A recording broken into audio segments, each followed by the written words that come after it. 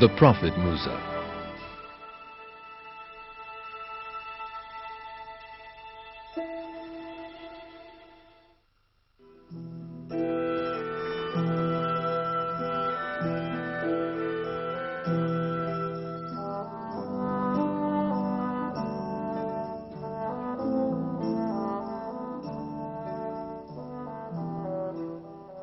The River Nile. Egypt, with its 3,000 years of history, is one of the oldest civilizations in the world and was founded on the banks of the Nile in the region then known as Lower Egypt. Based on a territory stretching from the Nile Delta towards the south, Egypt became one of the wealthiest and most powerful states of the time.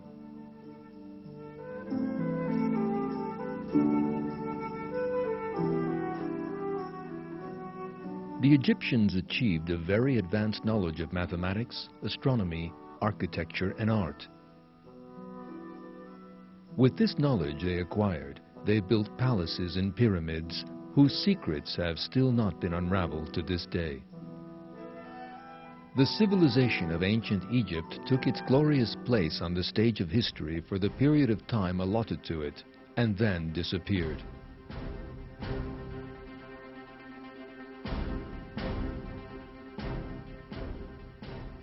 Ancient Egypt, which seems so civilized on the surface, was in fact an order built on the blood and tears of innocent people. Indeed, God describes ancient Egypt in the Quran as a clear example of a system of denial. In one verse of the Quran, one of the cruel rulers of Egypt, Pharaoh, declares his own divinity in his own words.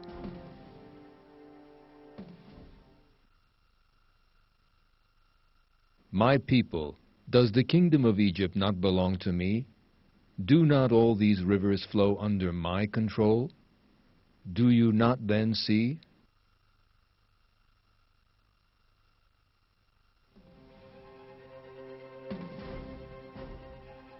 The people of Egypt worshipped idols they made with their own hands and hoped for blessings from these statues. One of the fundamental inconsistencies of this system of denial was the way that the kings regarded themselves as gods. The kings, who believed themselves to be divine, would marry their own sisters in order to prevent their blood mixing with those of ordinary people. They would have the divine decrees they issued in the light of their own earthly passions and desires imposed on those around them and eliminated anyone who opposed their rule.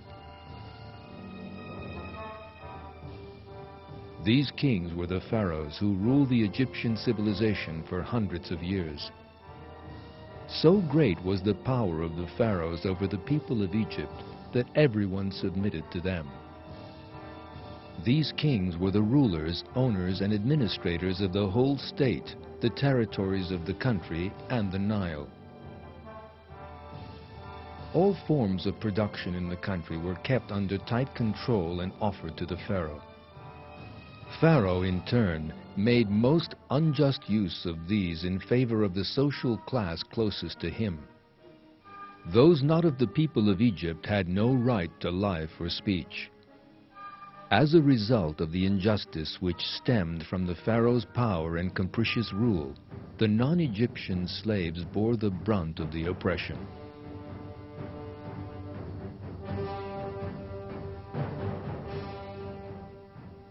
Monarchical rule and slavery have existed in all civilizations in history. But the slaves in Egypt suffered to an extent unknown in any other civilization. Every pharaoh in the history of ancient Egypt had temples and cities built to demonstrate his power and wealth. Thousands of slaves were ruthlessly worked to death in the construction of these cities. They had no right to rest. Slaves were never regarded as part of the Egyptian people. They were deprived of the right to life and free speech while the people of Egypt lived in plenty and abundance.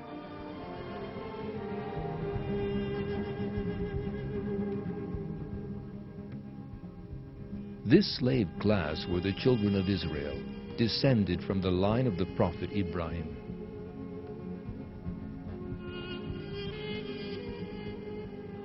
According to the verses of the Quran, the Egyptians enslaved and oppressed the children of Israel to keep the system of slavery going.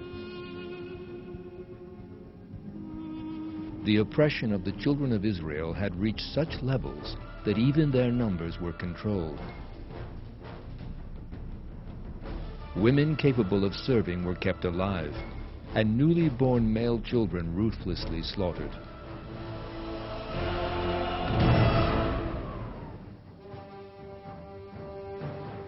God describes the situation in one verse addressed to the children of Israel.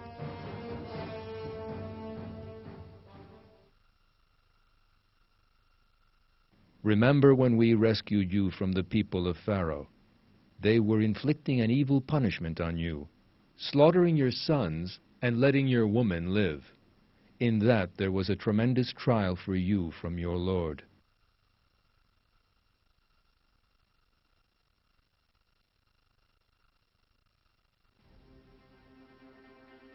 It was in such an environment that God sent a messenger who would do away with this oppression and cruelty, warn people to turn to the true path, and free the children of Israel from slavery.